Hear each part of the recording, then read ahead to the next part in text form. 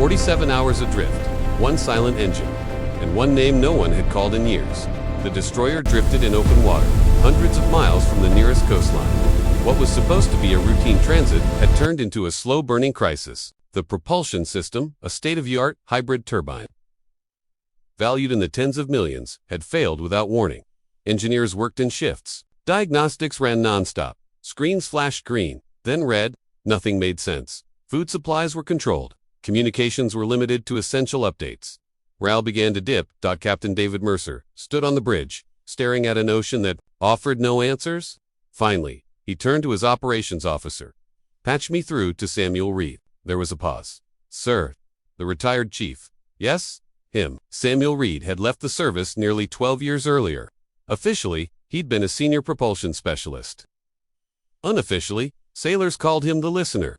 He had an uncanny way of diagnosing mechanical failures that computers overlooked. By nightfall, a helicopter touched down on the deck. Reed stepped out quietly, older now, silver lining his beard, but his posture steady.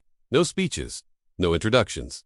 He went straight below deck. In the engine room, heat and tension filled the air. Officers briefed him rapidly, listing replaced components and failed recalibrations. Reed didn't respond. He simply stood still, eyes closed, listening. After several minutes, he walked along the housing unit, resting his hand lightly against the casing. Then he crouched near a dense cluster of tubing and pointed. "There," he said calmly. "Pressure bleed valve. Hairline structural stress. It's throwing off the entire safety loop." The engineers exchanged skeptical looks. But they were out of options. They dismantled the section. Hidden beneath insulation was a barely visible fracture. 40 minutes later, the replacement was installed. When the ignition sequence restarted, the turbines rumbled, then roared back to full power. Cheers erupted across every deck. "Captain."